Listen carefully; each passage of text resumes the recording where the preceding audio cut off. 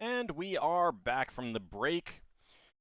There was some question about who will actually come with the party. Obviously, you've got the PCs, but you also have some apprentices, other NPCs who might come along, that sort of thing. Mm-hmm. I said maybe Beowulf. He's got a real good sniffer. Could help us track down what's going on here. Beowulf's a she? I heard said he. he's. Yeah, I heard she. It I might said have just he. been a little slurring or Yeah. static or something. Yeah. Don't worry about Yeah, it. probably either. But yeah, he's got a real good sniffer. Can sniff out things in the dark. Hmm. Uh, Yeah, Beowulf's been. Loire will probably be staying on the ship. He's got this spell research, so he's going to stay. You sure? Okay. He's got to, so. Okay. He doesn't have to, but I'm going to keep him on the ship, so. And plus, he wouldn't get any XP. I mean, sure, he's helpful, but. How much? He's got his own thing to do. How much longer does he have for that spell research? 30 out of 35 for his second attempt. 30%. The odds are he's not going to get it in time, so. Yeah, so that would set him back a lot of time. So yeah, it might be better for him to stay and continue research, and then he could stay and help defend the ship if anything happens to it. So. Okay. And Greta will stay and help defend the ship. He's probably one of our higher level cohorts. Okay. Yeah, keep our apprentices on. I mean, they don't gain XP anymore, so. I mean, not to say you shouldn't take them, but their incentive for doing their own thing is stronger now, I guess. Mm-hmm. All right. So, does one of the party members want to pilot the flitter then? I mean, Laura could still pilot the ship, and then no, you'd have to stay with, wouldn't he? Yeah, he can do it. Well, we could have people drop us off. Lankas can also do it. I mean, Okay. any of the I could also- spellcasters can, but we lose a lot of spells if we do. Right, but I mean, you're We have plenty of days to prepare when we're there. I could pilot Yeah. the flitter. All I have is first level spells. okay. Yeah. It would save you guys Yeah. from wasting all your high level spells if I do it. Well, so you don't lose the spells; you just lose the ability to cast them. Oh, still, they Yeah. have much more valuable spells than I do. Okay. Yeah. Ooh. Okay. Well, we're not going straight away. We're going to go shopping. Right. Yeah. And Oh. Solas has the family dinner. Right. Okay. Yeah. I just want to get a feel for who are you taking with you. So, it's gonna be 7 party members, Beowulf, and then the dwarven lieutenant. Let me let you know what his name is. Give me a second. So his name is Velagarn Karthar. You post the name? Valagard. Yeah, hold on. I'm about to type it in. Give me a second. Let's see how badly I spelled that. I'm not even keeping track of these things. I mean, He's not going to be going with you to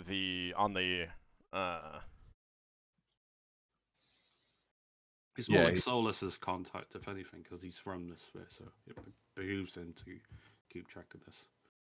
No, he's going to be the one who introduces you and gets the ball rolling. But he's not going to go with you on the caravan. Oh, Yeah, nearly. He is most likely like the merchant the dwarven merchant. He is most likely deals with the above ground things more than below ground. He's basically the guy in charge of Zaloth's guards, his caravan guards and everything. So. Yeah. I am looking up a priesthood because you said this Spelljammer and how representatives. Yeah. That would be in the Elven local nearby nation, though, rather than here. Yeah. If I wanted to find out a certain priesthood, because I wanted to find out if there were any priesthoods of what's his name, Savash, the Black Hunter, the one Shiverish? that hunts Dra. Yeah. Because they're Probably pretty not. rare Probably to not. find, but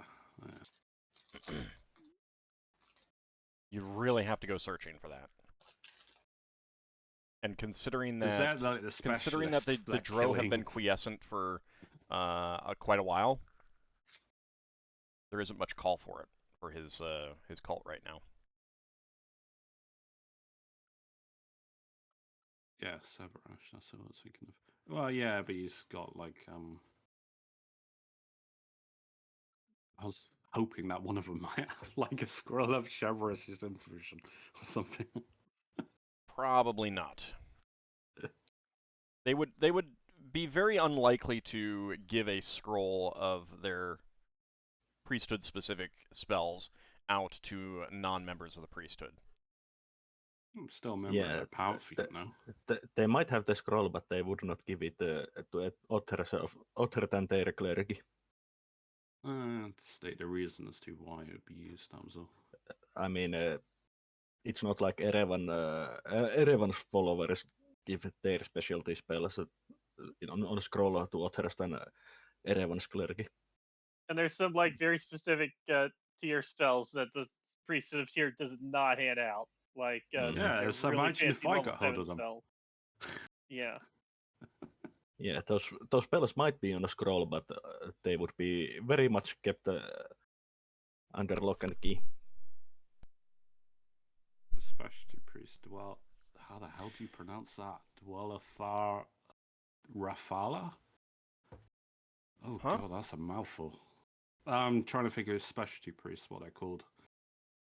Try and pronounce that. Duero Wathala. Oh, you have such an easy time with this.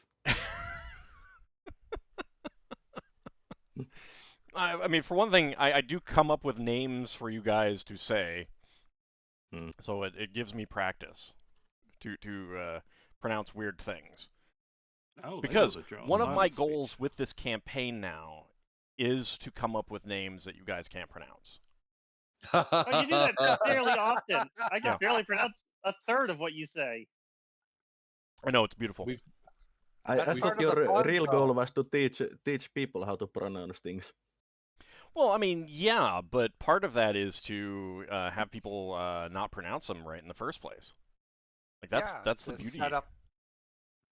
I got to get my kicks that way. I got to get my kicks somehow. Yep. You're an evil man. I mean, see, if I murder your characters, then you're gonna be It like, ends the all right, I'm campaign done, early. I'm out, and then I can't get my fun of watching you, hearing you guys butcher the names that I pronounce, like Antistophus, Antistophus. Anyway, so Solas has a dinner to go to. Let's run down if anyone has anything that they want to do in town, because that will kind of dictate how long you're going to be here before heading to the Dwarven Realm. So, Braxon, do you have anything that you want to do in town? Well, Braxon wanted to go looking for woodworking tools, but instead he's going to go to magic shops. I don't know if Ockar wants to go with him, but he's I going said to that there I are thought we were many. told there weren't any. Yeah. There there are mages, but no magic shops. Yeah. So if you Those had like mages a might have spare something. magic item that you wanted to try to trade for something that you would consider more useful, then you might be able to do that. But there's no actual shops. There's no actual like storefronts. Right. Didn't we have some things that nobody took on the ship?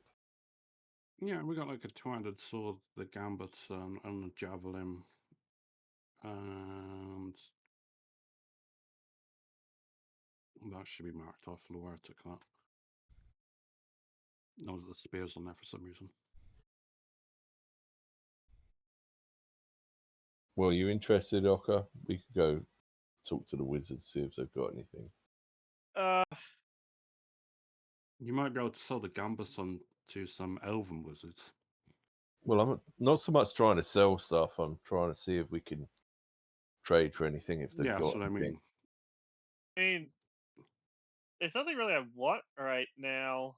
I'm kind of pretty much okay. I mean, you can also go to look for things like healing potions for the group as a whole, We could. instead of just looking at things for yourself. Well, if you've got things that have not been distributed yet, then it's kind of hard to trade that for something. Because, like, who's getting the thing that you traded? You know, that you get in trade. There's a You know. javelin, two-handed sword, and gambeson for out of the magical stuff, other than our own individual items. Yeah. Didn't someone Well, get the gambeson though and then put it back? Yeah, Loire. He took the two-handed sword and the gambeson, but he traded it for the spear. Because it was really encumbering for him. I mean, the two-handed sword was like 15, and the armor was like 20 or something. He went straight to medium encumbrance. Well, okay, if you guys don't have any ideas right off the bat, then I would say that you probably won't be able to get anything done in the time period. All right. I guess Braxon would just go around wood shops, and if we're not doing anything for Ockar, I'm still going to try, even though it'll end up being futile. Hold on. I want to go in order, just to make it easier. All right, so Braxon, they have good quality tools. You don't find anything, like, out of the ordinary, but, you know, this is a place that deals with lumber a lot. So they have good woodworking tools. right? But nothing special. Okay. All right. Who wanted to go looking for potions? It wasn't me. There But it's a good aren't idea. going to be any available. Unless you're trading items. Fair enough. I might see if the Elven temples have something when I go there. There aren't any Elven temples in this town. Oh, food. food. Food for the ship while the ship's here. I think. How much food are you at right now? I haven't updated it for the last few days, but we were on 2,537 man days of food when we arrived at Port Weather. So we've only used a little bit since then. So I don't know how long we're going to be in the mines. You've got a few weeks left. You'd say, right? Yeah. Okay. I think that'll be okay. And you can always leave some funds with Nor, Nemariel, and Sunfayon. Okay. Or whoever is staying. If they really do have a problem, that they can go buy some more. All right. Fair enough. All right. How about you, Darrakar?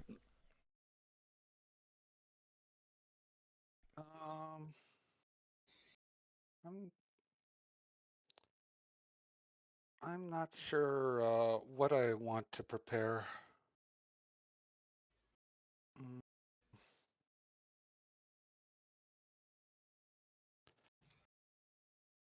I mean, that's okay. I mean, if you can't think of anything right now, are there many bigger demi-humans here? No. Yeah, I am pretty big.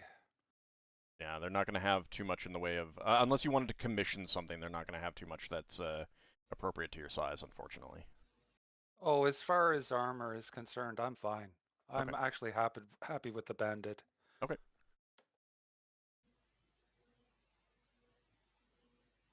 All right. I'm going to come back to you, Solas, because you have your dinner. Mm-hmm. How about you, Lankas? I was learning the book. That's true. Spell. But you can still go out and like, if there's any shopping that you want to do. I mean, like, again, because it's before leaving for the Dwarven Kingdom. So if you have something that you need to do that takes a couple extra days, then you'd have time. I did all my shopping on Port Weather at Port Weather, so Okay, that's fine. Ockar, how I'll about you? tinker some more. I don't know. I mean, if you don't have anything, that's fine. All right, and Lafdul?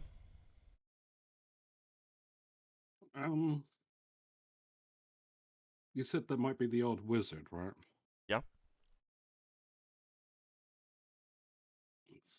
I'll take the very low chance that any of them are selling any magical braces. They would not be selling, but they might be willing Trading. to trade. What do you have that you I'll want to see trade? if they. Well, I want to see if they have them.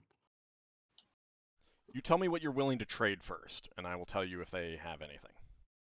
Well, that's to be for the party's benefit, not necessarily mine. But I mean, magical bracers would only benefit one person. Yeah, I know, but I'm thinking of the fighters that have to get armor on when they're sleeping, putting on braces and stick around. Sometimes that is good to have them. Still benefits one of us, isn't it? Right. But yeah, Yeah, good idea though. I'm.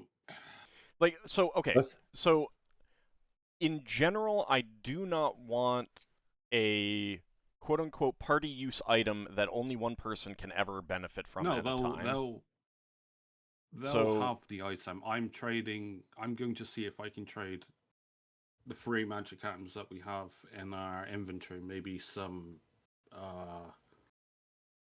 They're getting more out of it than we're getting out of it, but that item we're going to get out of this is potentially very useful, whereas these items are not currently. I'm seeing if I can the javelin, the two-handed sword, and the gamson, I can trade for some braces. Okay. Does anyone object to that? Because these are party items that he's trying to trade away. Yeah, and I would be. I'm not claiming the braces. I would suggest it be given to like Ockar or Braxon or someone that doesn't have braces that could use them when they don't need to. They're in a situation where they can't get their armor on fast enough. I don't object, but I will say if something like that's going to happen and it's going to benefit one of us, then we should do the same sort of thing in the future and spread it But around. right now, that it's just sitting in our bank, mean, not doing yeah. anything. So Yeah, Personally, I don't mind because again, you kind of got them originally and then you put them back. So he took the spear instead in the end. So Well, I just want to see if there's any objections. No one has any objections? No. Okay. No. Go ahead. I'm good. Roll.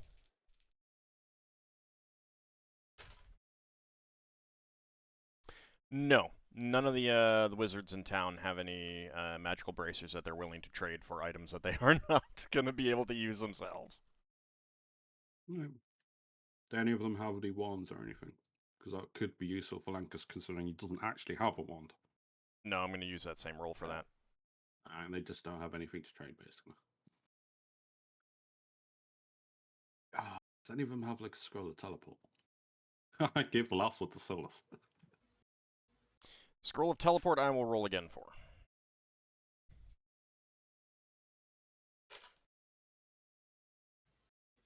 No. Yeah. Anything else that you can think of offhand? It would be priesthoods at that point. And you said there aren't any like elven ones that I'd be familiar with. The other priests can ask for their respective pantheons, but I mean, you can still go to another priesthood's temple and offer to make a trade. what? You don't have to follow What? the deity. Yeah, but what temples pantheons are here? Primarily Celtic one, the I assume. Celtic pantheon. And there's also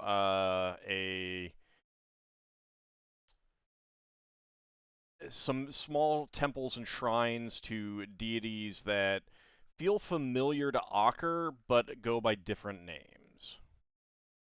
Mm. I will see if any of them have a scroll of true seeing and or a scroll of raised dead.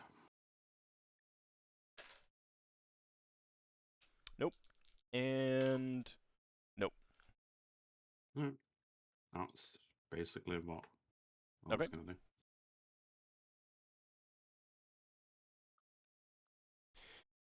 All right, Very different Solas. town. Anything Mhm. else that you want to do before your dinner with your family? Not really. Okay. All right. So that evening, this is still the second day in port. Mm. You head to the family manor, Uh-huh. which, well, just Solas is heading there.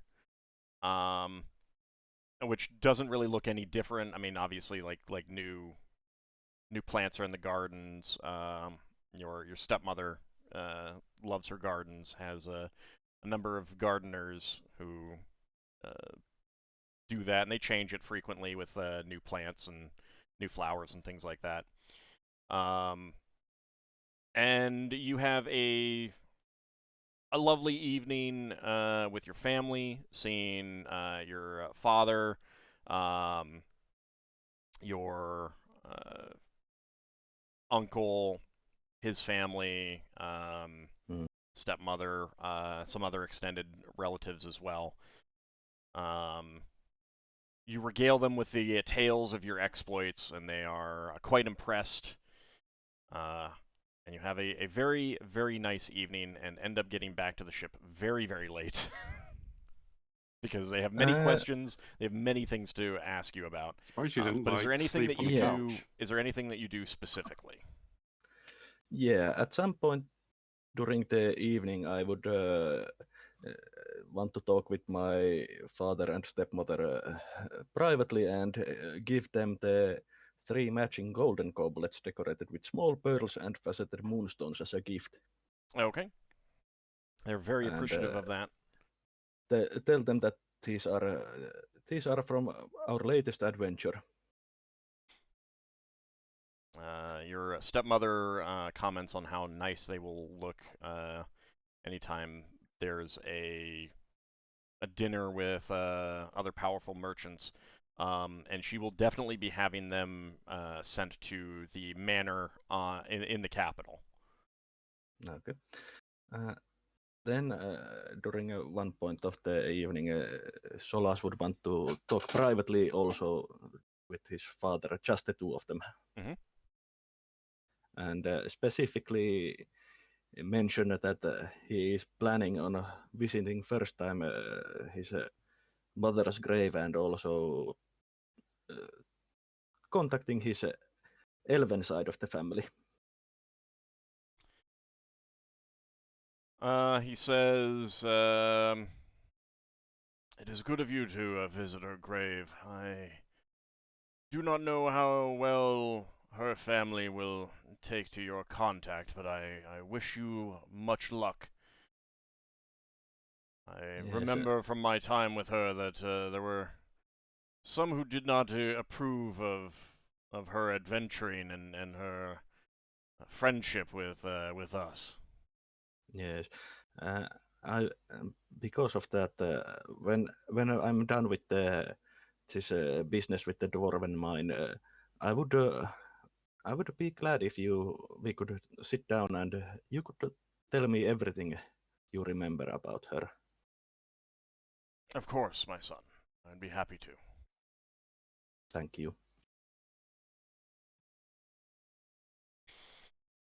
All right, and so that will happen like at the end of the evening before you depart, Yeah. and get back to the ship quite late. Get some rest. The food was delicious. It was a wide variety of things, a mixture of things that you remember from childhood, you know, things that are brand new, new delicacies from elsewhere in the on the planet and elsewhere beyond, and of course, plenty of good ale and beer that your uncle has gotten.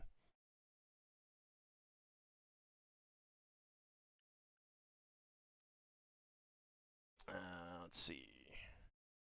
Lafdul, I'm not sure what that question is about.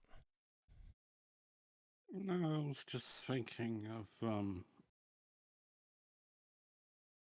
oh, is that one way? I can't remember with Dream. Solas? What?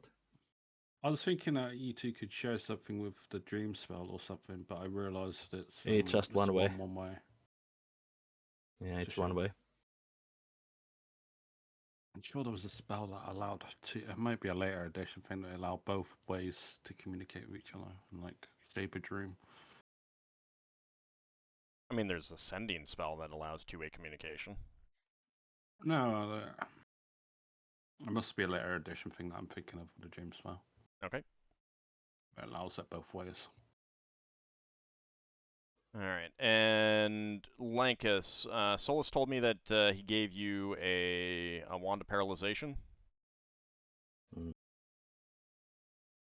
Yeah, I thought it was. I mentioned it to him. I'm like, oh, isn't that probably evocation? And he's like, nope, it's illusion. I'm like, oh, okay, Yeah. cool, that works then. Yeah, paralyzation spell is illusion phantasm. Then there's the paralyze spell that is also 3rd level, and that's necromancy. Okay, I think I was thinking of the necromancy one. Anyway, Okay. cool. All right, so you have that. Okay, I have that in my notes now. Okay. So it sounds like you guys don't need any more time in. No. No. Not Nevermore. specifically. Okay. All right. So so you'll end up being charged for 2 days docking. Okay. As you Put it down on my sheet so I can do the math later. Is it 2 more days I can add 2 to full the days. wires? Yeah. 2 full days, not 2 more. And you make arrangements with your with the crew that you're leaving on the ship on where to go. Well, you'll be taking the flitter, but you might need to do ascending to have them meet you someplace. Yeah, Yeah. Solas has spell ingredients for sending spell. Okay. Oh, that was a spell I was thinking of. All right, and then so once you see them off and you've gotten the flitter separated, you speak with the dwarves, and Velagar and Cathar will be accompanying you. He says, I've never actually been on one of these vessels before. I don't just mean one of these of elven design. I just mean in general. So it'd be an exciting trip. I'll be able to direct you to Krelazara city itself. It'll be over before you know it.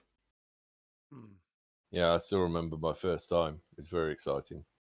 Well, you will have to travel overland, like still within the atmosphere. Yeah. Mm-hmm. Because he's going to need to know what he's following, isn't he? Yeah. We fly up into space, he's just going to know. But I don't know. Yeah. It's a big ball. I But normally you'll follow be the flying roads. high enough that like you'll just appear to be, a small speck or something. Yeah. All right, so it's going to be Braxon, Darrakar, Solas, Lankas, Ockar, Lafdul, Cathar, and Bjolmoth. Uh-huh. Mm-hmm. Okay. All right, so you all get in the and Finn, if I didn't mention him, sorry. Yeah. He'll be coming along. I'm as thinking well. about casting Commune, actually. I am writing up the spells, but it may not happen today, so carry on. I'm just letting you know that I'm potentially thinking about casting it. You might want We've to got wait till you get some more information. Yeah, these are pretty generic things that I'm thinking of, but yeah, carry on. I'm just Finn has contracted the here not there. No, he's just got laryngitis. That's all. But he's helping keep Bjolmoth calm. All right, so you board the flitter, and with Cathar helping you, you set off. You head basically up the river valley for a while, but shifting over towards the mountains. And you can see a break in the mountain chain at the edge of the valley, which Solas recognizes as Givar Pass, which is where you'll be passing through to to get to Krelazara. There's actually another small human kingdom in between that you would end up passing, like along the edges of, to actually get to the Dwarven realm. But they're a relatively peaceful realm, and given your height and everything like that, it shouldn't be an issue. Mm. And that kingdom is Minotaur. Oh yeah, is this the kingdom that we found the item in? The from the kobolds, I think it was. Huh? They had shield or something that had a heraldry that belonged to neighboring kingdom. I think it's a different kingdom. Okay. This is just a small kingdom. Yeah.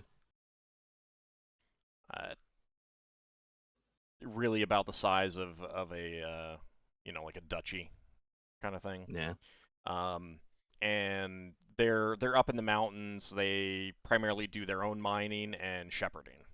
So fine wool is exported from them.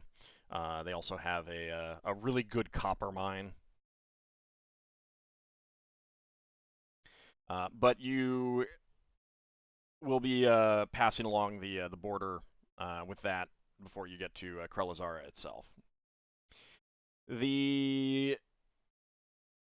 You basically get to the pass after about an hour of travel, but the clouds have closed in and are quite dense, so you have to head down a bit, like lower altitude to actually get through. And as you're flying through the pass, you do see a handful of winged figures attempt to intercept you, but they are unable to at the speed that you're traveling. Ockar, as the helmsman, give me an intelligence check, please. Okay.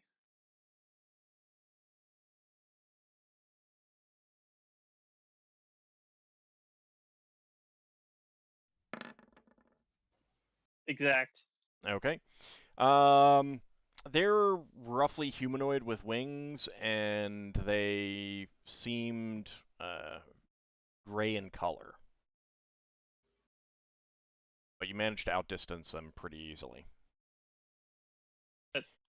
That either brings to my mind gargoyles or harpies. You're pretty sure that if you'd been passing through on the surface, like in an actual caravan, you would have been attacked. Okay. So If Ockar mentions the detail about the color, Solas would say that those sound like Finnel'ar. no, they don't. What the- Actually. Oh. No, they don't. You'd concur with his opinion. Okay. Mhm. That place you said we might have been attacked, is that a threat to the Was it- dwarves that are following us? Was it feathered wings or leather wings? Hard to say, Okay. given the distance. They tried to intercept you, but you were moving too fast. And after after coming towards you, they realized it and veered off and went a different way. They could, but the caravan won't be coming here for days. So Right. and it really depends on where exactly and when exactly they pass through the area and stuff like that. So you continue flying, and over the next couple hours, you can see small farmsteads in the highland area in between the mountains, with dotted by sheep and things like that. And as you approach the mountains further in, where Cathar will tell you that is your destination. That is the Dwarven Kingdom. There's a great big high mountain that very high peak that he says is Mount Krelazara itself. That's the name of the main city, the name of the realm itself, all named after that peak. And as you close in, you can see small dwarven farmsteads on the slopes, dotting up to the actual city itself. And he directs you down, and you can see that a portion of the dwarven city is laid out at the base of a partial cliff on this this mountain. Nice. And you can see a variety of dwarven buildings and buildings designed to house humans as well. And he directs you to an open field, which will be a safe place to land. And he does tell you that some vessels do occasionally land here, like you know, wasps, dragonflies, that kind of thing, for small shipments. And after landing, he will hop out and say, "I need to make arrangements to get you a warehouse that you can put your ship in. Don't worry though, it'll be well guarded, and we'll pay for it." Thank you. So he goes Thanks. and speaks to some dwarves, and you can see him pointing at various things and nodding. Finally, he gives another nod, and comes back to you and says, "All right, I'll direct you. They're going to open the doors to the warehouse right now." So he hops back on. Ockar, you lift off a bit and very, very slowly take it to the warehouse and get it inside. They had large doors. The warehouse is partially filled with various goods, but after putting it down in an empty area, he goes to speak to some workers who begin to erect a bit of a barricade around it. That you can tell will be That's lockable, so that it can't be just like absconded with easily. It says that should keep it secure. The goods here in this warehouse aren't due to be shipped out anytime soon. So we'll keep all the doors double locked, which will keep your vessel safe and secure. Thank Thank you. I can put a priest lock on it, a magical warding lock. You will know the password. He will suggest you come back to lock the basically like the cage that they're gonna build around it. All right.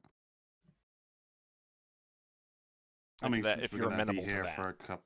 Like Yeah, there's since we're multiple gonna be- doors. There's multiple doors into the warehouse.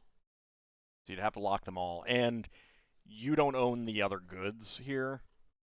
Yeah. Yeah. No, it would just be on the. They would know the password anyway, so it's kind of like a benefit for them anyway. So. Okay. All right. So it'll be basically like late afternoon by the time everything is ready, and he says, "I'll have to go speak to those in charge of the caravan to make sure that everything is getting apace. You might as well get some rest. I'll take you to an inn first. You can get some rest, and we'll talk about it in the morning. I suspect it'll take at least another day before they'll be ready, though. This is a bit of a short notice, earlier than expected." Yep. No, that's fine. Gives us time to familiarize ourselves with the area. Okay. I was hoping to have a speak with someone about the route we're going on and who's gone missing, and if there's a dwarven temple, maybe go pray to get some support from the dwarven deities for finding your fellow dwarves. If you want to visit a temple, that's easy enough to do, but the information, that should wait until tomorrow. I'll need to speak to them and get everything lined up first. Fair enough. I do know that Darrakar needs to speak to an expert about the tunnels for something that he needs to know about. Yeah, He's I not- do need to find that tunnel I found in my vision. Well, you'll have time, like, also, like, when everything is said and done, they'll be more than happy to help you with that. Keep in mind that they're a little bit more concerned about their missing dwarves and shipments, so. Yeah. He may find it naturally. I mean, like, short of some unexpected circumstances coming up, their expectation is that you're going to go figure out what's going on, handle the situation, come back and report, and at that point, then Yeah. you can talk to them. So unless something Yeah. comes up, like upon as you're taking care of the problem, they are expecting you to come back right afterwards. As that dwarf is setting out, I'm going to cast Polymorph Self. I'm going to use my Ring of Invisibility, and I am going to trail him exactly to every meeting he goes to. Okay. For the next 2.5 hours. I suspect there's a traitor, and I want to learn that. So What are you polymorphing yourself into? Well, at the moment, just something that can fly, so like a Rin. But I'm invisible with my Ring of Invisibility, so Okay. I'm not worried about being seen. All right. So he takes you first to an inn, and the inn is the sign of the rampant lizard.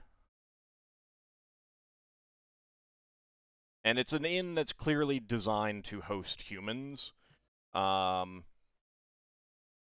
Unfortunately, Darrakar, the beds are gonna be a little bit tight for you, but they'll figure something out. Well, I'm used to sleeping in beds that are a little smaller. I can work with it. Put two beds together. He's strong enough to pick them up. Or just leave the mattress on the ground. Like, put like 2 or 3 mattresses, line them up on the ground. Yeah. So he takes you into the inn and explains the situation to the innkeeper, speaking in Dwarvish, and saying that that you're to be put up for as long as necessary. Now you would understand that those of you who can understand Dwarvish will understand that, that he's expecting you to take your gear with you, your equipment. So you're not leaving it, but in case it takes longer to get the caravan ready, it may be multiple days, kind of thing.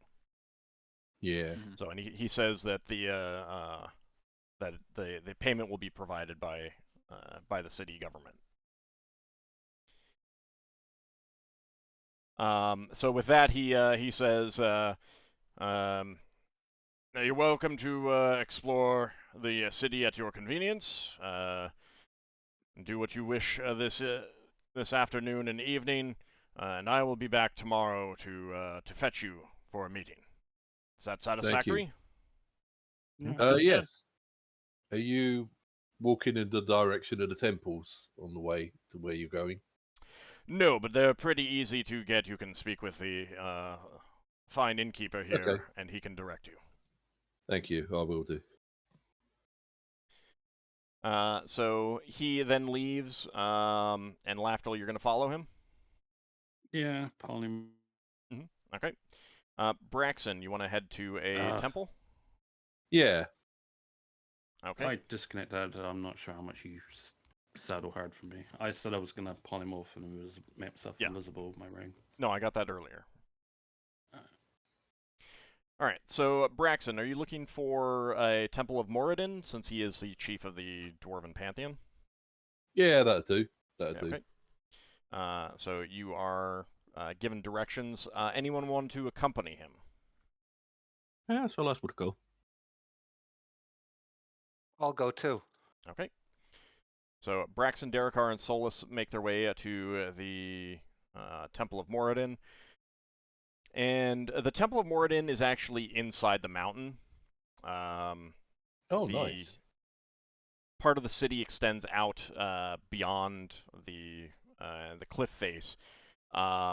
And that part of the city has clearly grown up organically. The roads are not straight, really. It's pretty clear that things are just like built out and expanded organically from the gates. And you'd guess that was like in large part as they began to get more contact with the humans.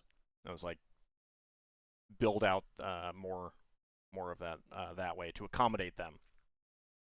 But you get to one of the gates that you were directed to, and these are gigantic gates, like 25 feet tall doors that stand open. And they're stone doors on great big hinges. They definitely look like they'd be very difficult to breach from an attack. Although the fact that the town itself has no actual walls means that anyone outside would be in quite a bit of danger.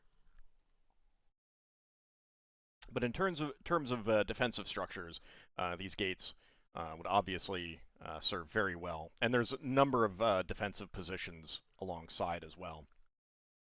You'd guess from the time before the town grew out beyond the wall, the cliff face. But you enter, and it is reasonably brightly lit, and there is a long colonnaded tunnel that's multi-leveled, stretches up even taller than the gate itself, and you can see both doorways leading into shops and homes, apartments, and tunnels leading off elsewhere. But you follow your directions, and some 300 feet down this enormous tunnel, you do see a very impressive edifice on one side, with great big dwarven statues guarding the entrance, and above it a symbol of a hammer on an anvil. And recognize that this is the temple that you've been directed to.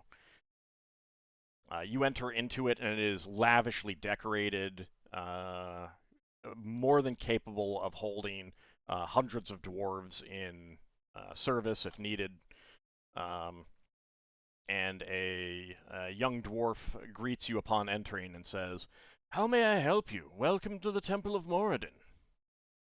Braxton's going to answer in Dwarven, and he's going to say, "Thank you for your welcome.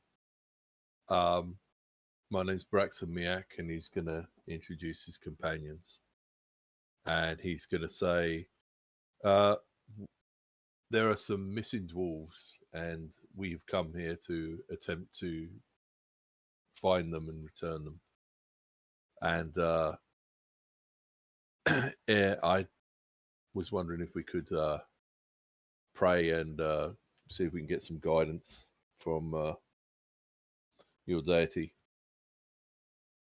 Oh, yes, it is of major concern to our people. We thank you for taking on this work. You are more than welcome to come to one of the private shrines. He starts guiding you. Solas isn't there to pray since he has his own deity who he prays, but he would like to see the temple since he's very interested in the architecture. Of course, Yeah, only the areas that he can travel. I'm there also mainly just to see what their temples are like and such, because dwarves are pretty important in Norse mythology and the legends there as well. I'm not sure if there are any specific Norse, any specific dwarven deities connected to the Norse gods though. The dwarves have definitely there's a mixture. There's a lot of dwarves in your own mythology who have been both helpful and harmful. But certainly, particularly for your deity Tyr, It was dwarves who created the fetter that holds Fenrir. Mm-hmm. So, Mhm. yeah, like so you and Solas can we respect their craftsmanship. Yeah, you and Solas can like explore what's available in the temple, while Braxon and Darrakar, do you want to go pray as well, or are you going to explore the Yes, temple? I will. I will stop to pray. That's respectful. Okay. So Braxon and Darrakar, you are guided to a shrine, and the dwarf says, "Yes, you are welcome to look around here in our central hall as much as you like." Thank you. I'm very fascinated with the architecture you have in these grand halls. So there's a bunch of dwarves, like visiting priests, asking them questions and stuff like that, in you know quiet tones and stuff like that. The architecture is quite impressive. Braxon and Darrakar, you are led to a small side shrine, capable of holding like 10 dwarves or so. And the dwarf says, "You may pray for as long as you wish. Moradin is more than happy to accept prayers from anyone who wishes to beseech him." Okay. Does Darrakar speak to all? I don't, but Okay. what I intend to do is actually kneel and meditate and basically relate my intention to help the dwarves with their problem. Okay. Well, Braxon will say in Dwarven and then in Common. Moradin, my name is Braxon Miacc. I am a Ptah worshipper, but I have come here to rescue dwarves that have gone missing. If you have heard any prayers from dwarves who've been taken, please guide me to where they are so that I can return them safely. Okay, for Darrakar, your faith doesn't have anything specific to say about dwarves, but you personally know that there is animosity between dwarves and giants, and there is animosity between your gods and giants as well. So, like, you kind of feel this connection, like a brotherly connection kind of thing through your faith to them. Yep. That works. All right. And Solas and Ockar, you take in the sights here. I'd ask if they're familiar with like the two like dwarves in like the Norse things that I could think of is Sindri and Brokir, the ones that made Mjolnir and several other things, including I think also what is binding Fenrir. They are So they're not supposed to be like familiar the with greatest that. dwarven. The ribbons. No. I would relate that they are the greatest dwarven craftsmen of the lore of my people, creating many great works. Ah, Used by the yes. gods. Children of Moradin, most assuredly. Very likely. So, like, to them, you're describing like, very much, dwarven, heroic figures from myths and legends, not necessarily gods themselves. I don't think they were gods. I think they were just dwarves that made weapons for the gods. Yeah, but they would definitely see them as like, children of Moradin, or one of his own children or something like that. So yeah, they'd be very interested in hearing that. I have plenty of tales about dwarves that have helped and hindered the Norse. But you choose not to mention the ones that hindered. Yeah, I choose to mainly speak of the craftsmen. Yeah. like Brockir and Sindri and the Sons of Ivaldi. Yeah. Lankas, while they're gone, is there anything that you're doing, or are you just like getting comfortable in the inn room? Probably just getting comfortable in the inn room. Okay. All right. So eventually, you guys will return to the inn. Lafdul. So you follow Carthair. And he I've heads. basically got 3 hours to of trailing and stuff. All right. So he heads into into the interior of the mountain as well through another gate. And he's not making any kind of moves to try to hide his movement. He's not like looking to see if he's followed or anything. You can tell that, right? But he's not feeling Not being furtive. surreptitious. Yeah, he's not feeling furtive. His movements are not furtive. And he heads inside and travels to what's clearly some sort of office building. And let's see. I need you to make a saving throw versus breath weapon to get inside before they close the door.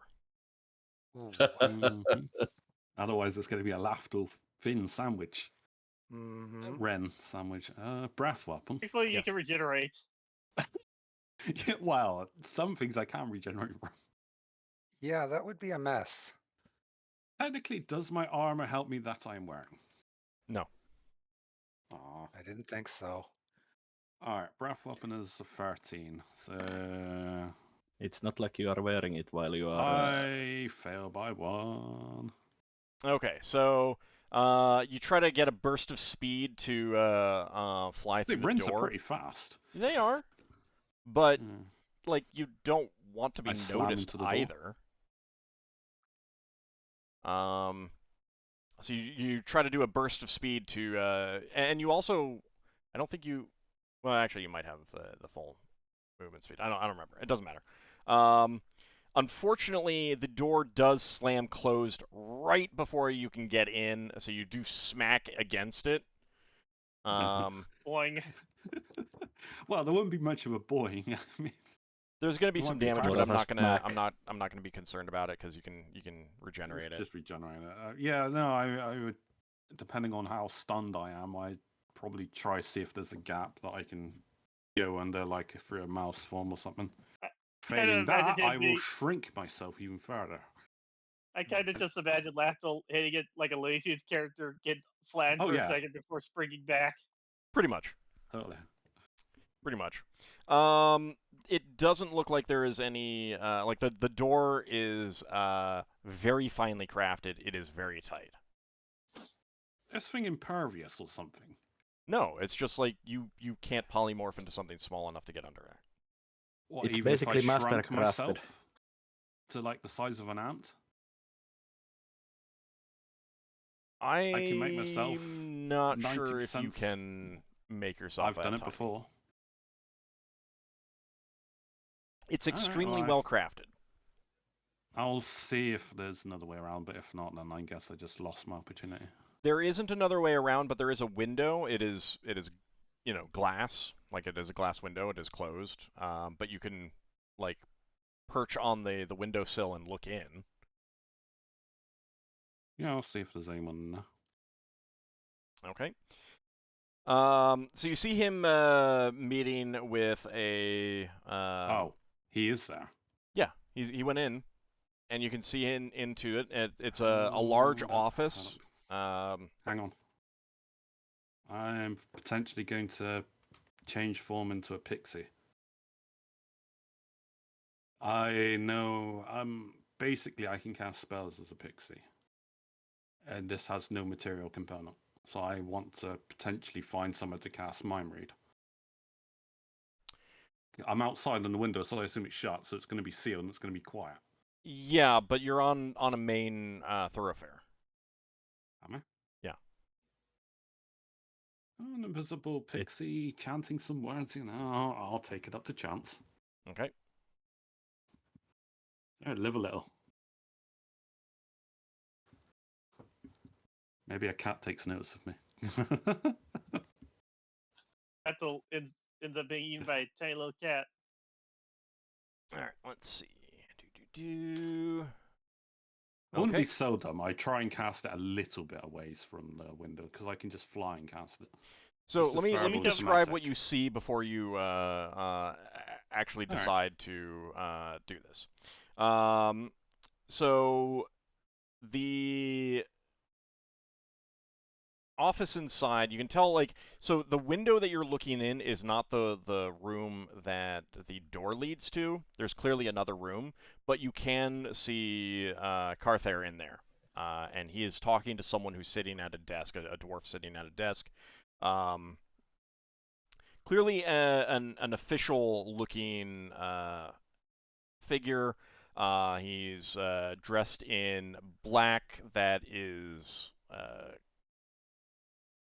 formal, you would say.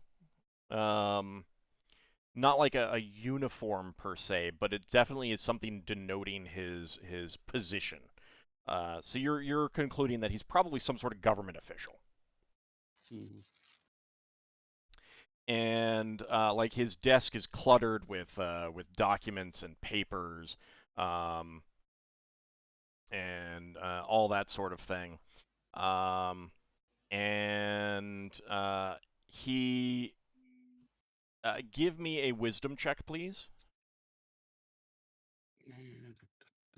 Wisdom check.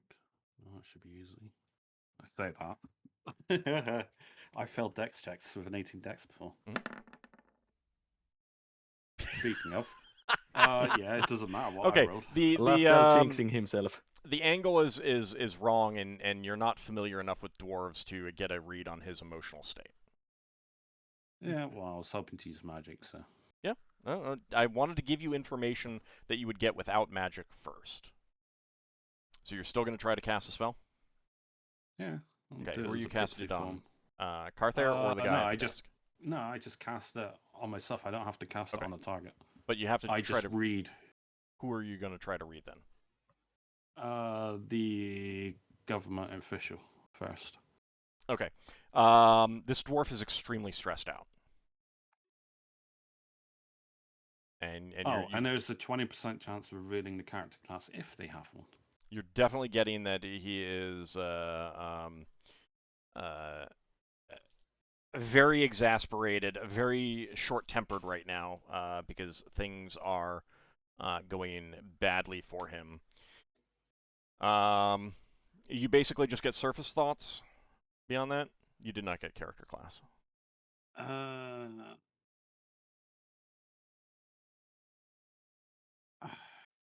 Like, it's basically like a priest can probe deeper into the mind. Yeah, just as I can. If something's trying to be, interrogation, or if someone's trying to, I really so-and-so, they get a saving throw of -2 penalty. I think you need to have, like, access to them. You can't just, like, probe deeply when they're chatting with people far away. I think they either need to be asleep. I got 5 you yards. need to be close to them to probe deeply. Otherwise, you're getting surface thoughts. All right. Like they have to be contained, like in an interrogation type situation, or asleep or something like that, for you to be able to probe deeply. So they're clearly talking. You pick up some surface thoughts about you guys. Basically, he's being told about you, that you guys have been hired, that Carthair has found a group of adventurers willing to take on the mission to figure out what's going on with the missing caravans. Does he seem happy or unhappy about this? He's definitely happy that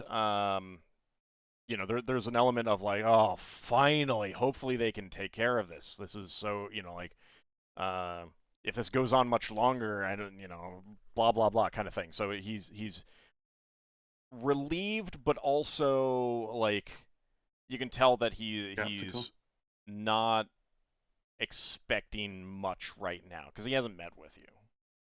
It's like, I hope they can do it. I hope they actually live up to the ability that Carther is informing me of, kind of thing.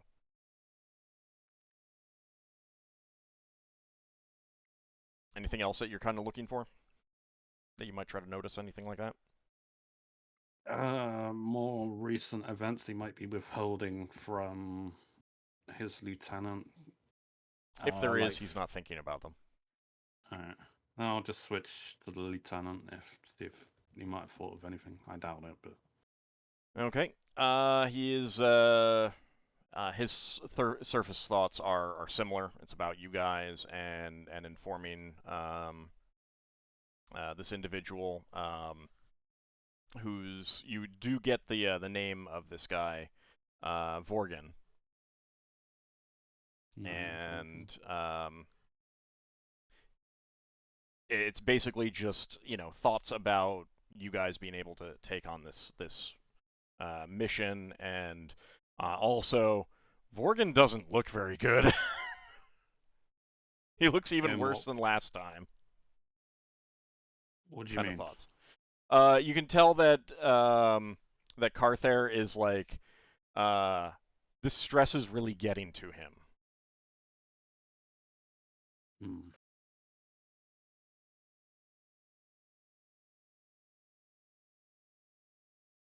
So, like, give me another wisdom check, actually. Come on, 20s, you know, you're always reliable. Oh, that's good. Okay. I want to jinx myself purposefully. So, you definitely get the impression that Vorgan is a mid-level bureaucrat, and he's probably getting pressure from people above him to handle this situation. Yeah, otherwise you'll lose his job or something, probably. The usual stuff. Yeah.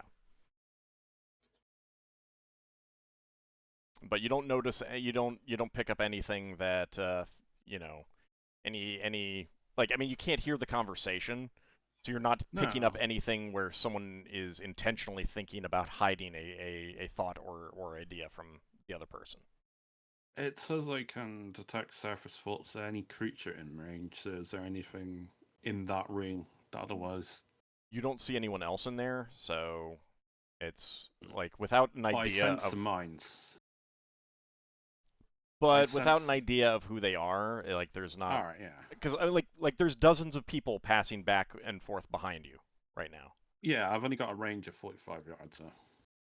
Right, which is hundreds of dwarves right now. You're in the middle of a dwarven city. That's plenty. Yeah. You're in the middle of a busy street, floating above them, but still. If you can't see someone, it's just a jumble. It's only going to last 9 minutes then anyway, so...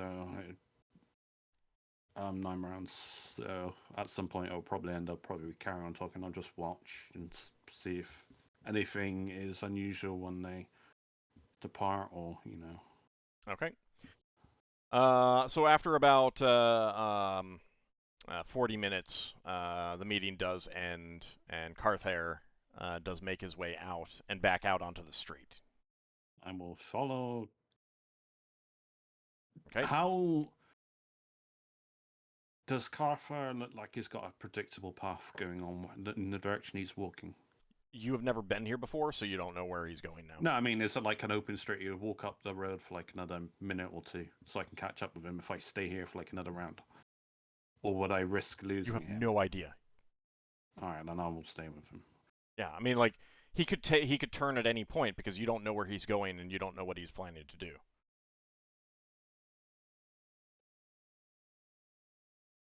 I mean, you could still stay if you want. No, follow him.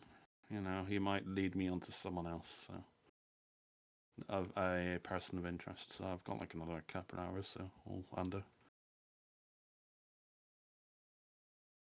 Okay. Alright, so you do continue following him.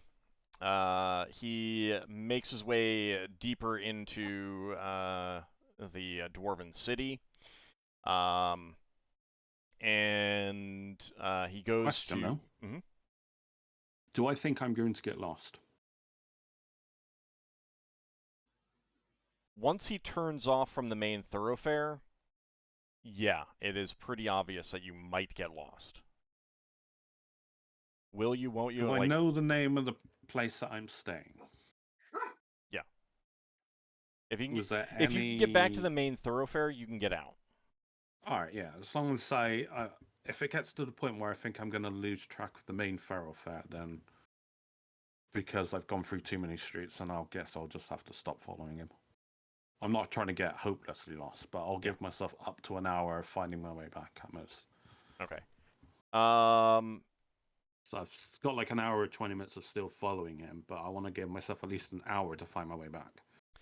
So he definitely does. Looks like he's going to be going through some of the side passages, and these are all residential areas that you're in. Is this an underground city, or is this Yes, above you're ground? underground now. All right. You're in the underground part of the city. Sorry if that wasn't clear. Yeah, I wasn't sure. So, Because yeah, like you can't just fly up and get a bird's eye view or a pixie eye view of the town. It's just going along the cavern ceiling or something, or whatever accounts to like the ceiling. So you're definitely losing track of the twists and turns. You think you can still get back to the main thoroughfare, but it's up to you whether you want to continue or not. It's been about another 30 minutes of walking. No, I'll head off. I'll come back. I'll go back to the party. Okay. I'm not going to get myself hopelessly lost, because that's just an awkward situation to explain out of. I mean, I have means of getting out, Yeah. but it's just, I'd rather not. It seems above board so far, so. Okay. So you make your way back to the inn. Did I see anyone trailing him? You did not notice anyone trailing him, no. Alright. All right, so you make your way back to the inn.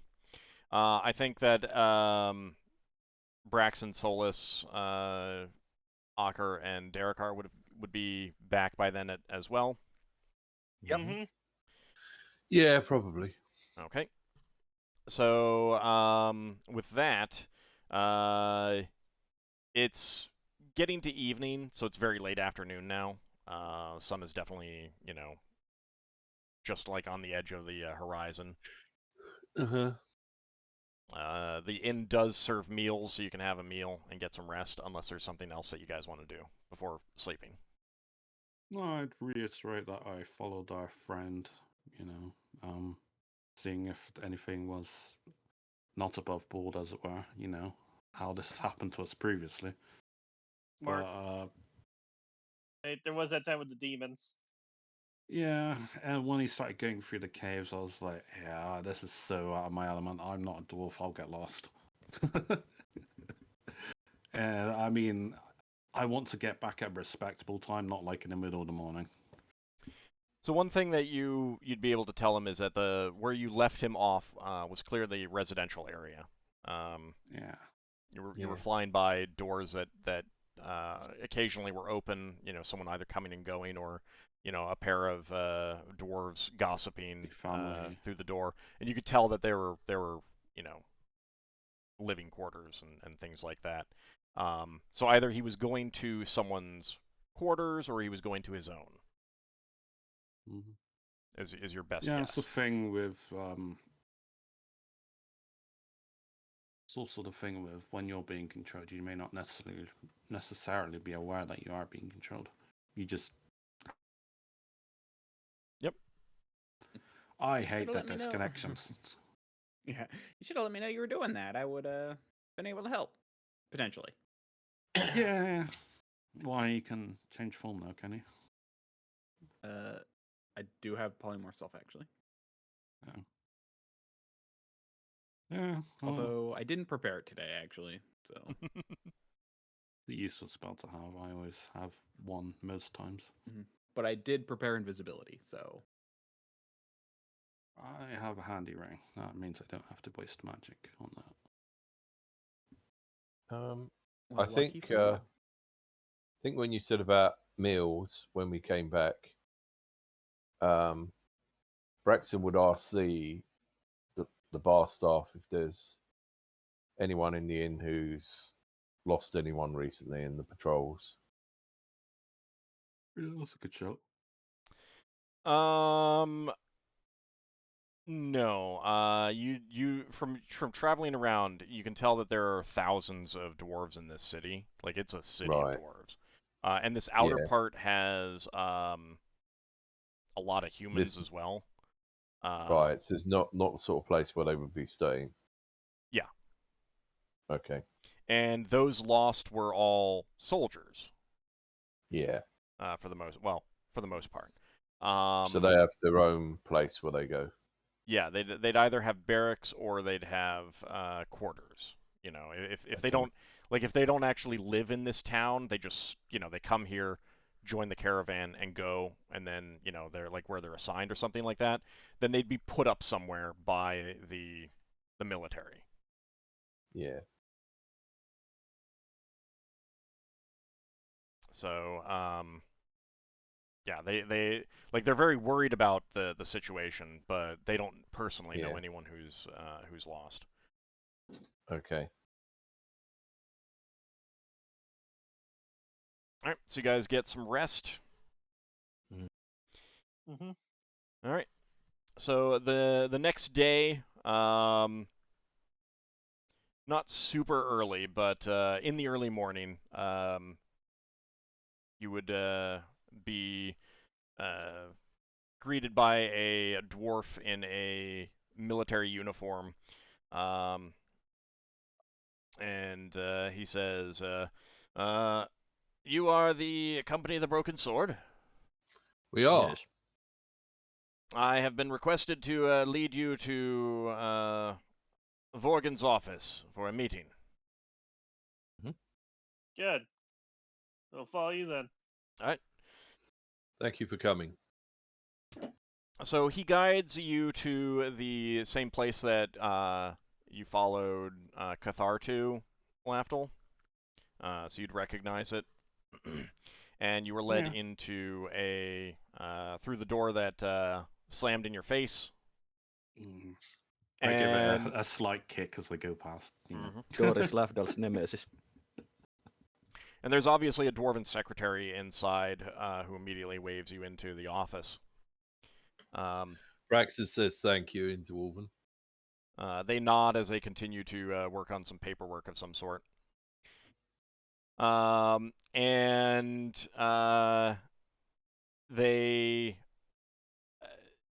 the office is slightly different than you saw before, Lafdul. They've clearly brought in some chairs large enough for at least the humans in the party to sit in. So it is a little small for you, Darrakar. But they do also have a chair suitable for your size, Lankas. Say, Okay. Darrakar, you need to bring back with you like the expanding beanbag. or I something. can stand. It's okay. It's not a big deal. Get a magical item, portable chair. Yeah. Oh, just get Folding chair. our Tinker Gnome to come up with something. Yeah, I can make you a folding chair. Honestly, Hey, oh god, he makes one of There's a those back camping massager chairs. as well. hey, I can stand guard. I can help make sure this is secure. You say that, but in 20, 30 years, you're going to say, oh, it's all that time I said standing What- up all the time. My back's been killing me. Oh, What? would a folding chair be more or less complicated to make than a foldable boat? Plus, I fall Depends asleep on what when I sit extra stuff down you for want to too put long. on it. Lankas and me will make Darrakar I mean, it needs an folding ejection steel seat just in case. folding steel chair that Darrakar then can use as an improvised weapon. So I think we're fairly Vorgan waves at you to have a seat, and you guys can you. kind of tell like he is under a lot of stress, and he's a bit surly. And he says, "Please, have a seat. Have a seat. Thank you. Of course. You've been filled in on what we've got going on. I understand you don't know all the details, and we'll get to that. But You know the basics, correct? Yes. Good. That'll People speed missing, things up. gold missing. We want to bring them both back. So our concern here, of course, is that we don't know exactly what's going on. We know roughly where it's happened, but the crews and train and guards have vanished without a trace at all. This is, of course, causing a problem at the destination. But are you confident that you can help us with this? Well, we'll do our best. We do we have fought- some experience in things like this. We've fought many different monsters on many different planets. We've fought monsters underground and above ground. Worst case, we die and you don't have to pay us. Mm-hmm. We've fought cave fishers that try to pull people up in the air. So if it's something like that, we should be able to deal with it as well. You will Yeah. notice, Lankas, that you actually have not been offered payment at all for this yet so far. That's a good point. Although I am wondering if cave fishers taste any good. No one's brought it up. No one's brought it up. Oh, Uh, okay. Is so- the payment for this? So he says to you, I think it probably best if I show you something important. If you will follow me. And he Braxon, get up. stands up. And he picks up a walking stick, ornately carved. You don't think he actually needs it to walk, but you're guessing that it's Flag.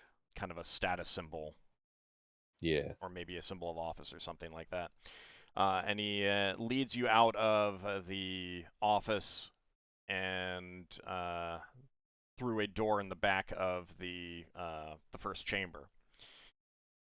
And this takes you through a few other rooms. There are dwarves working away at paperwork, and you can see that there are some offices.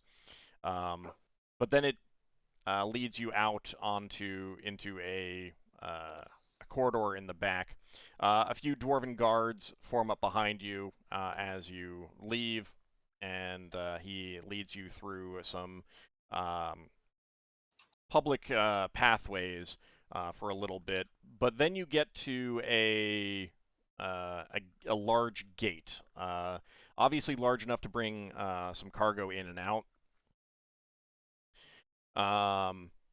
And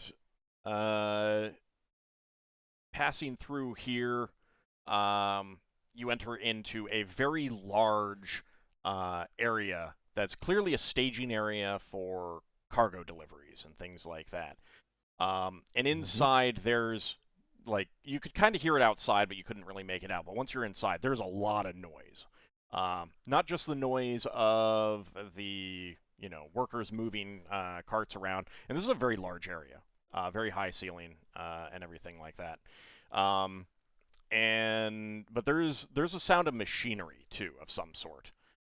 Lankas, your ears are like perking up at this. You're excited. You don't know what's going on, but there's machinery here. You're excited. But he leads you through this staging area, through another large gateway, and beyond that is a very long hallway, or a very long tunnel of some sort. Very tall, very high, and there is the strangest thing that you guys have ever seen. It almost looks like a series of metal carts connected together. And you can see that most of them are currently empty, but there are dwarves actively loading on crates and gear onto flatbed carts. At one end, you see a pair of these carts, but there's like a little house building on top of some sort.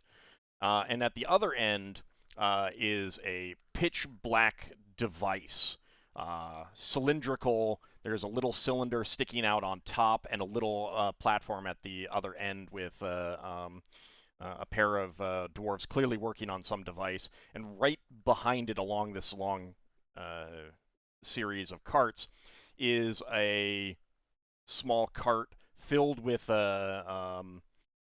black stone of some sort, which Lankas you immediately recognize as one of the most valuable substances ever known to Tinker Gnome kind, coal.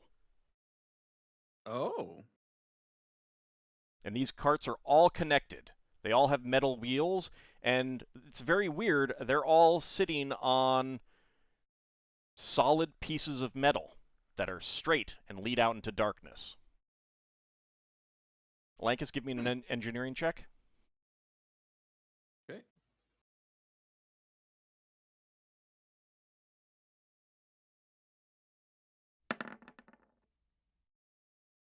Lankas, at that far end, that black cylindrical object on wheels, that is a steam engine.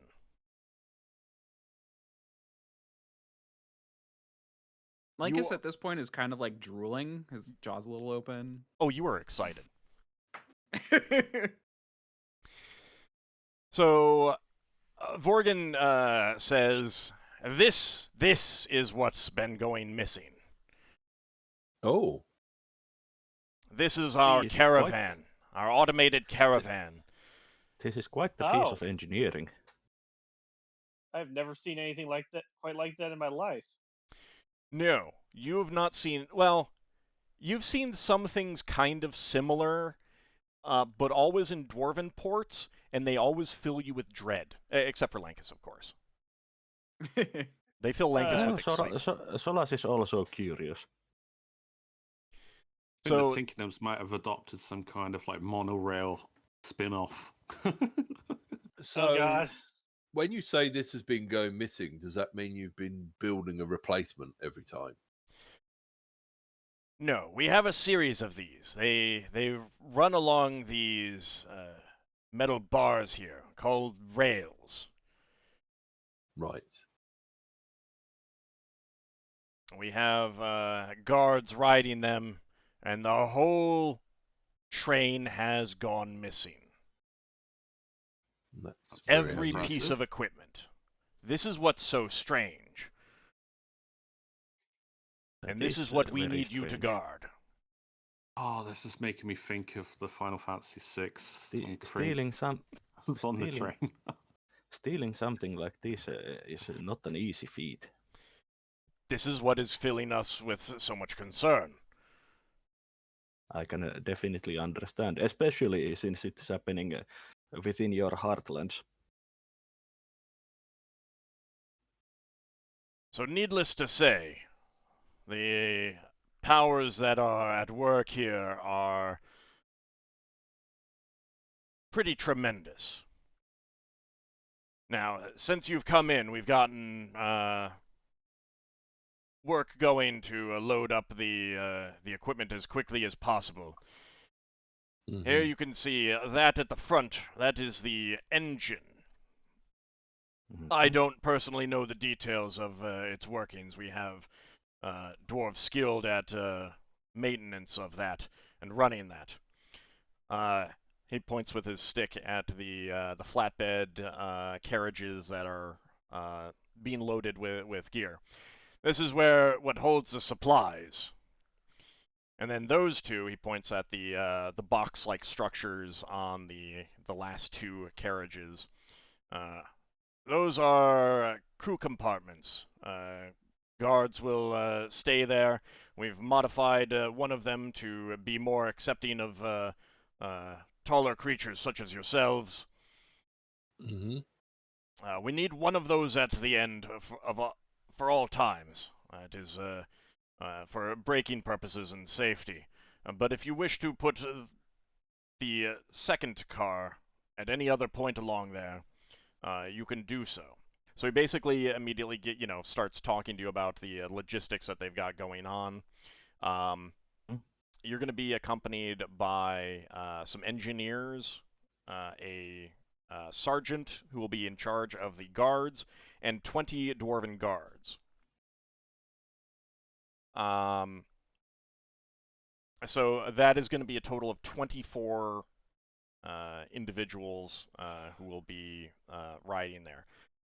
He expects, like, he tells you that this device can make it to its destination, the dwarven mining town that has been without pay for 2 months.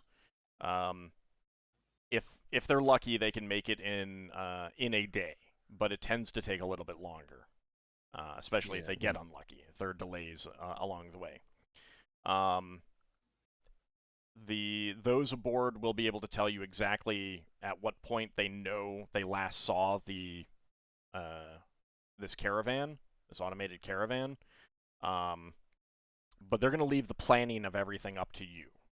So you can reposition these carts. Yeah. There's a total of, so you got the engine at the front, the tender for the coal, 10 cargo carriages, and then 2 passenger carriages at the end.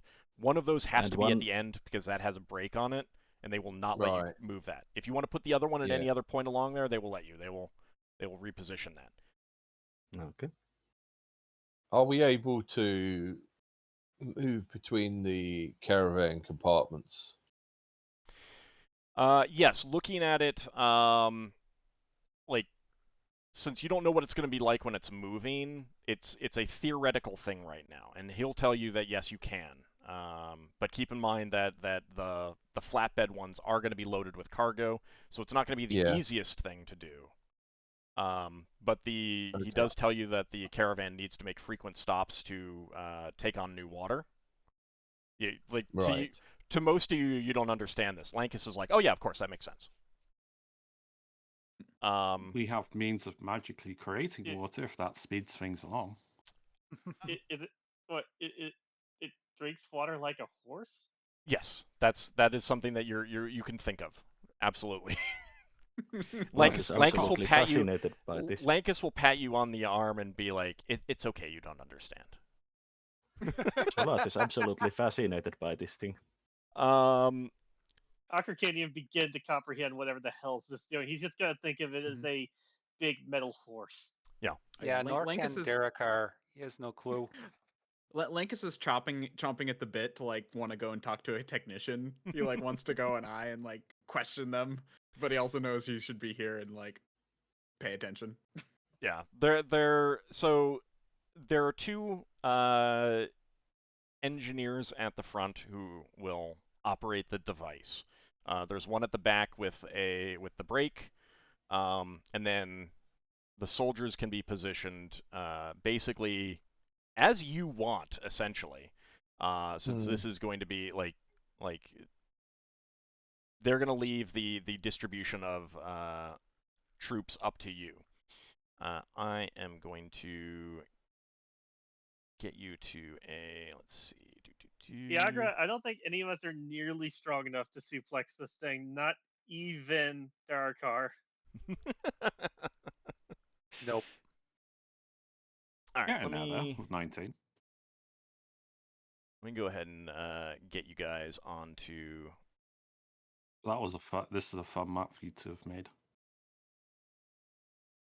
I actually forgot to put your tokens onto the map. So give me a second to do so.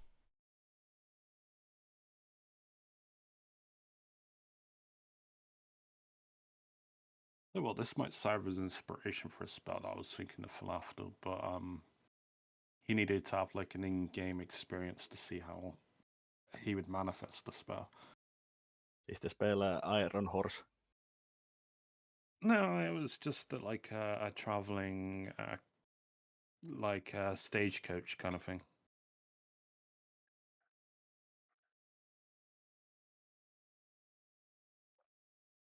All right, I'm just about got you guys ready. Okay.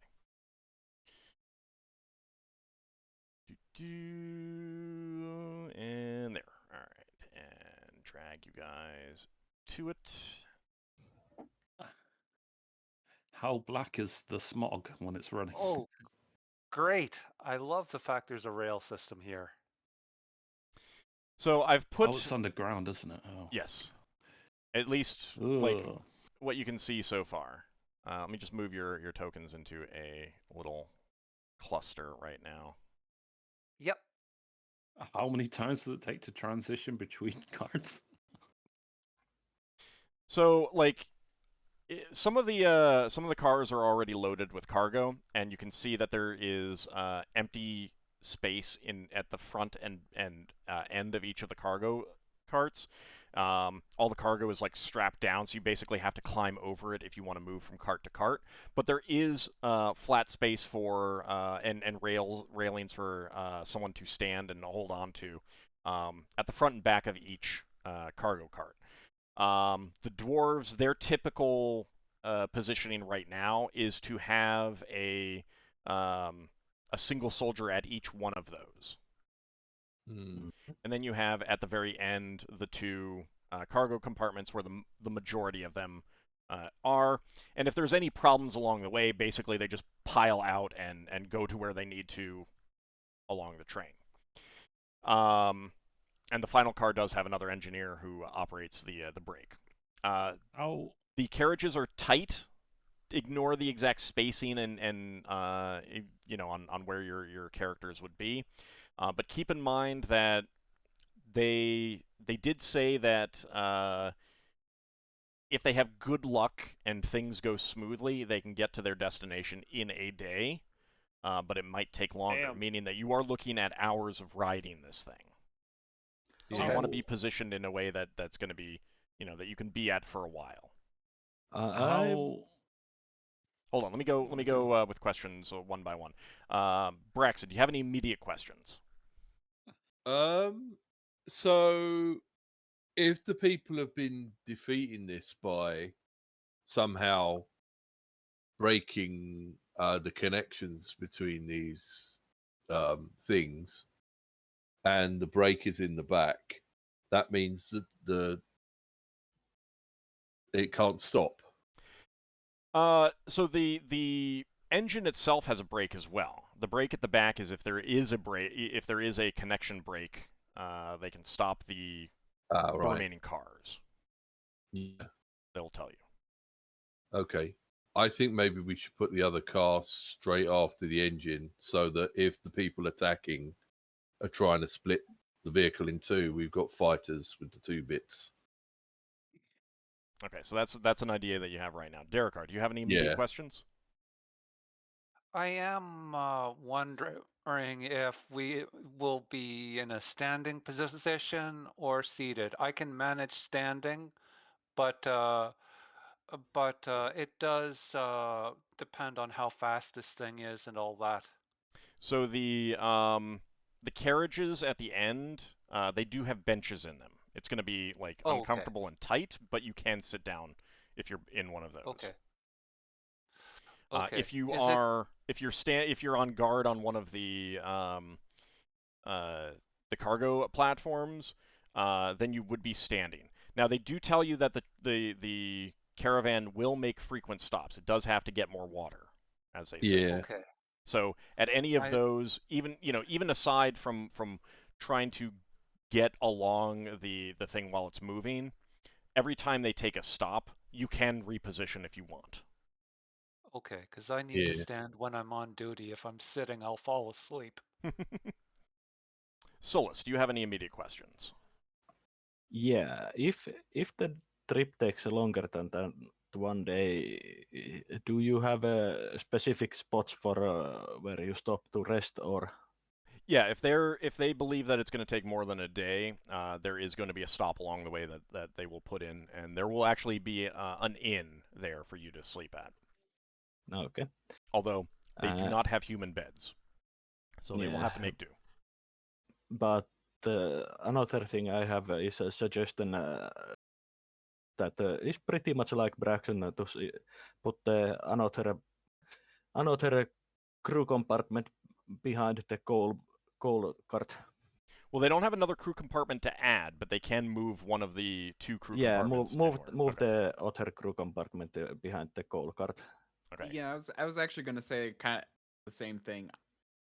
Yeah. It might be good to have one crew compartment, since most of the crew compartment is for the guards anyway.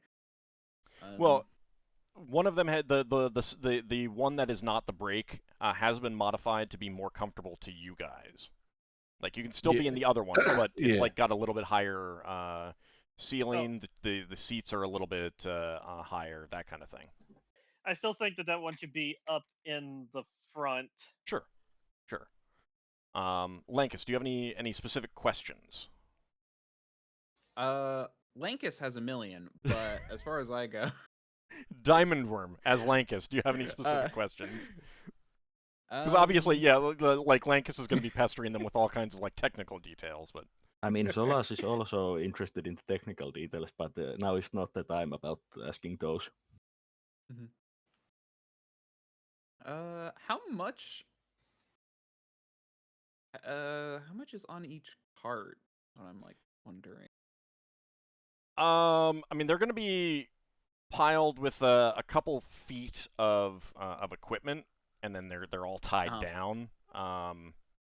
So not like head height, but knee to waist height, depending on your character's height of equipment. And in addition to the gold that they're taking for pay, there's food.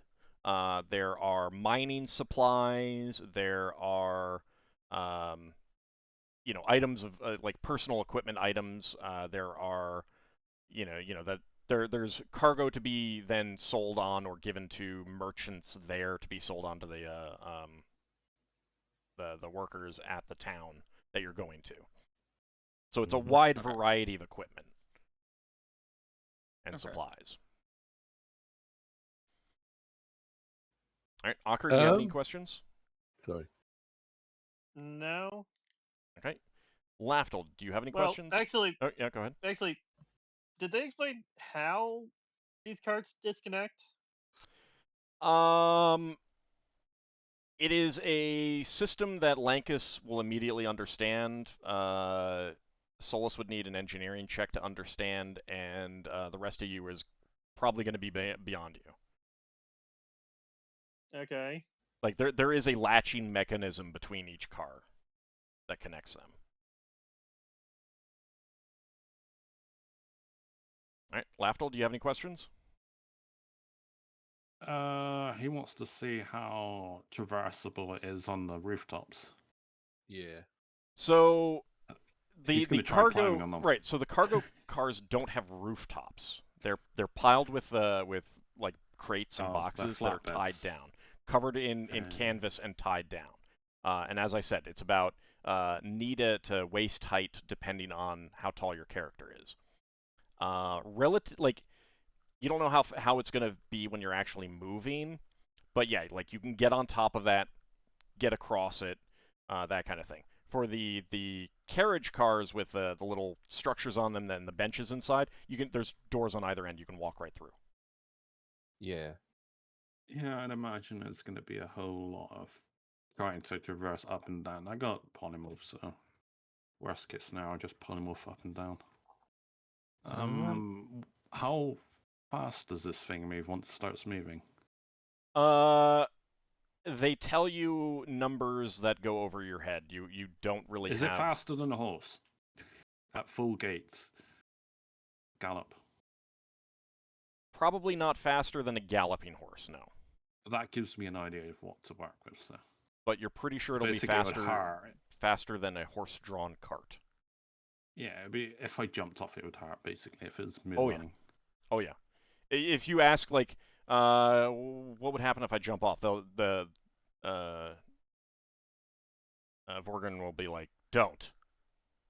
Bad things. That's a good way to get ourselves killed, I see. More like it's more along the lines of it's a good way to like break your limbs is kind of what he'll say. Solas would point out if anyone asked how it would happen if they jumped off. Have you tried jumping off from a running horse?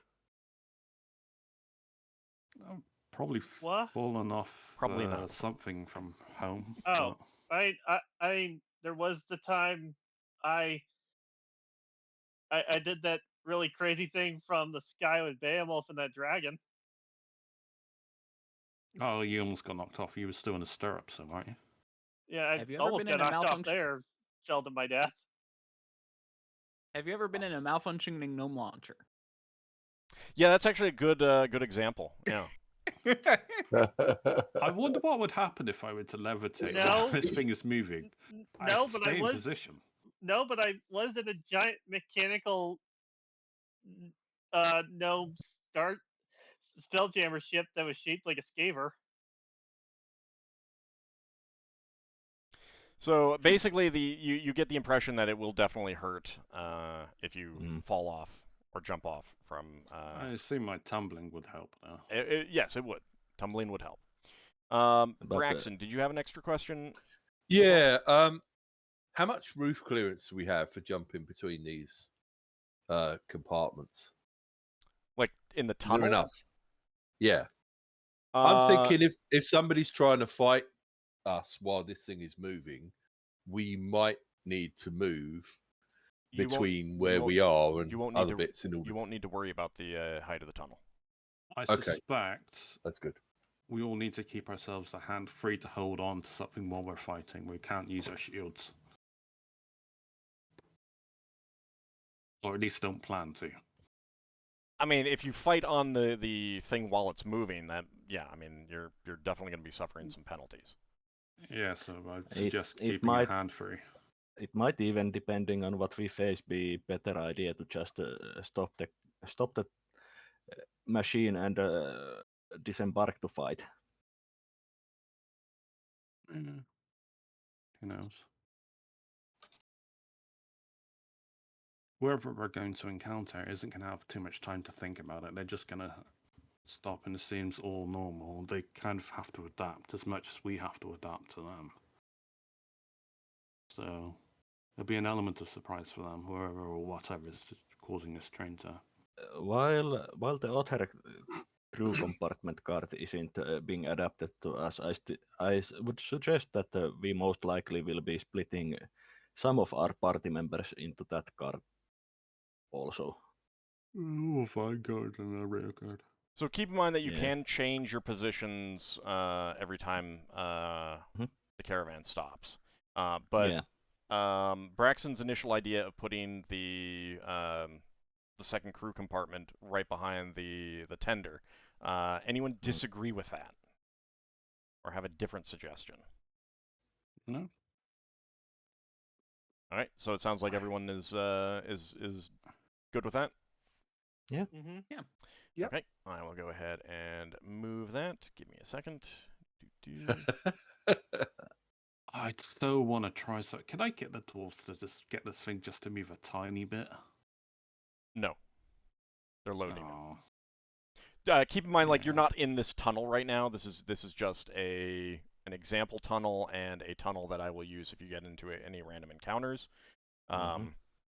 You're in a very big chamber right now, and they're loading up the cargo at the moment.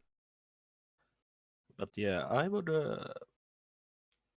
suggest that part of our crew company is going to be on this car. A few of us would be protecting the rear, and perhaps one or two in the actual engine car, if it's possible. I think No, there's no needs space in the engine besides the two engineers. Okay. Something we might want to work out: how to communicate if something goes wrong in one car for the people in the other car. I have telepathy, but we've got our signal whistles. The telepathy is not going to last for the whole trip. Yeah, I know. It's basically when combat starts, if I need to go to one side or the other. How long are these cars? I'm realizing something. If combat happens, we won't be able to stop the train, right? So I won't be able to. I won't be able to really use my Strength of Stone spell. You won't be able to use Spellmuff either. They will tell you that like they do, if they encounter anything out of the ordinary, they stop the train So,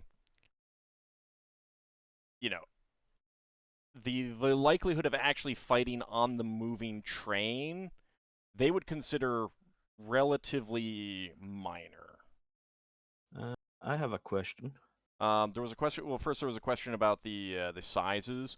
Yeah. They're about 15 feet long. They're about 5 feet wide. Obviously, you know, standard token size is a 5-foot token, but you do not take up that full 5 by 5 feet. Yeah. So you I can was definitely just, squeeze into the compartments and stuff like that. I was asking because Lankas asked about how the cards would communicate with each other. I think the simplest and easiest, since the distance is not too far, is to just wave something like a flag and notify that there's something, some issue. Yeah, the cards aren't too bad, or aren't that high. Yeah. Flatbeds. So yeah, we definitely could communicate. How many people have the semaphore or the what? Signaling, I think. the signaling? Yeah. I think only Braxon does. Has Yeah. proficiency, yeah. I think in this situation, since we don't have actual, only Braxon has the proficiency. It's just a signal that there's some issue. Send the message to stop or something like this. Yeah. Yeah, So I mean we'll have to work out a simple anyone thing. can give a whistle kind of thing. I'm gonna move your tokens for a second because I need to get the Mm-hmm. dwarves shifted. So basically, like, you're also open to moving around the dwarves where you want them. The standard is 1 soldier per cargo cart, and then the majority of them inside the 2 carriage carts, because they will tell you that their standard procedure is, you know, there's a problem. You know, like they'll tell you occasionally, like the worst thing that they encounter as far as the train is concerned is the rare rust monster that comes up, because then they need to replace rails. And they basically like pile out of the cars, move to where the problem is, whether it's a monster or you know, like a ceiling collapse or something like that. Take care of the problem, reboard the train, get back underway.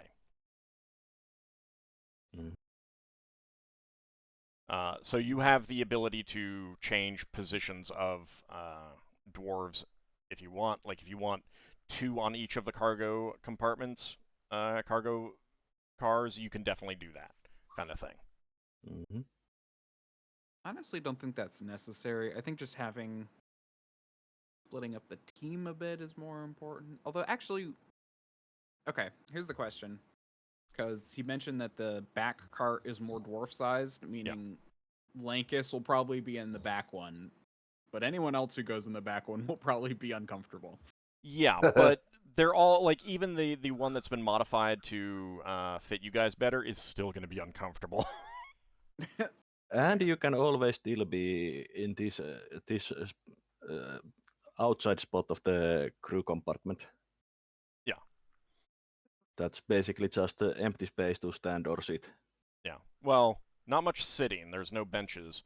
You'd be holding onto the rails most likely. Yeah, but you can sit on the floor. You could. Yeah. But it is about time for us to wrap up the session. So you guys will have some time to get prepared. They will tell you that they can be ready the next day if you want. If you want to take a little bit longer to prepare, like go around, purchase supplies, that kind of thing, you can do so as well. So you guys will have the week to decide on, you know, what you want to do, if you want to purchase anything, that sort of thing. I was thinking about unceasing vigilance of the Holy Sentinel could be really useful, considering this spell can last hours. And if you cast that at the front, you get true seeing. I mean, you wouldn't get true seeing, you just have an idea of what what's going on. So, does anyone want to delay, or are we going to discuss that next week? We'll discuss that next week. I'll give you guys the week to think about what spells you want to cast, and what you want to do to Oh prepare, yeah, it's not. Yeah, and that kind of thing. I know I can't use Sunscorch down here. I'm gonna have to figure out what I want to do. Correct. Would be a little Moon difficult. Scorch. They will tell you. No. Yeah, they will tell you that the vast majority of the ride will be completely underground. Just take what normal priests take, like healing spells. Let them Well, I got- decide. my Let them decide. plan- my You're plan- not a my wizard. plan- my plan right now is to take Cure Light Wounds and call upon Faith if I really need to pass something, and probably also Straight to Stone because we're not always going to be on the train. Yeah, I mean, like, their idea And is if to needed- get off the train and fight. Like that's And their if expectation. needed- Yeah. And if needed, I can. I believe I have the ability to use Hold Person on somebody as a specialty priest power.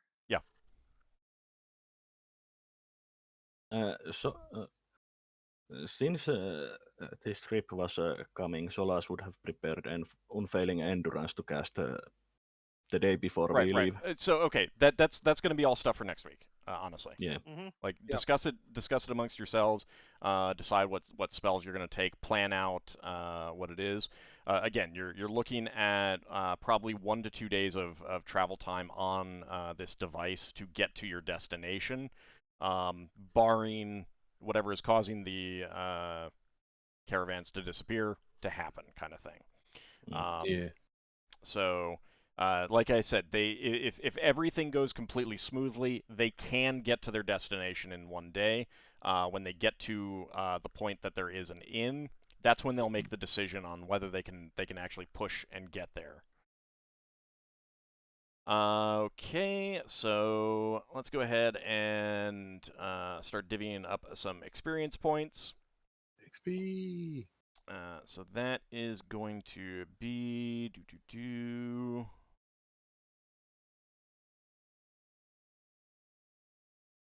Okay, so for Lankas, Darrakar, Braxon, and Lankas, Darrakar, and Braxon, that is going to be 500 XP. Solas, that'll be 1,000 XP. Okay. Lafdul, 650 XP. Mhm. And Ockar, 250 XP. Mm-hmm.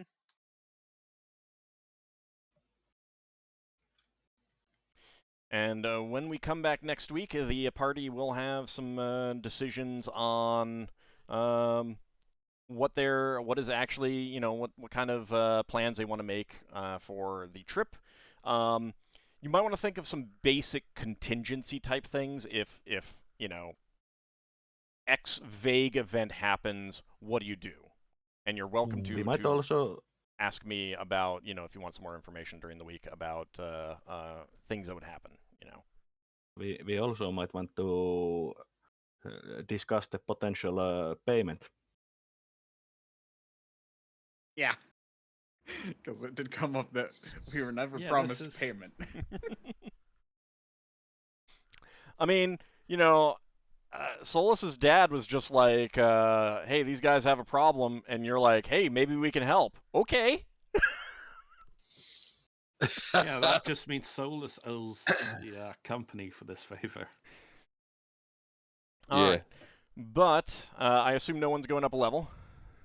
No. Not Not yet. quite. I have to wait until we actually get into a fight, probably, to get decent XP. All right. So when we come back next week, the party is going to be on the rails. I can't believe we're being railroaded. I know. Isn't it great? Yeah, I think what Braxton will be asking next week is like, does this go uphill? Does this go downhill? Yeah, you can Massive definitely get some on that. details and go over the actual route. Keep in mind that you haven't done that yet, and you will want to do that. Is there one route? Is there Yes. an alternate route that's closed out that somebody could have done something with. Yeah, so you can definitely ask about that next time. Can these things fly? All right, if you get enough speed. All right, so I want to thank you guys for playing. I want to thank everyone out there for watching. We will be back next week as the party goes choo-chooing along, and we'll see what awaits them in the darkness. Mm-hmm. See you next time, everyone. Thanks for the game. Thanks for the game.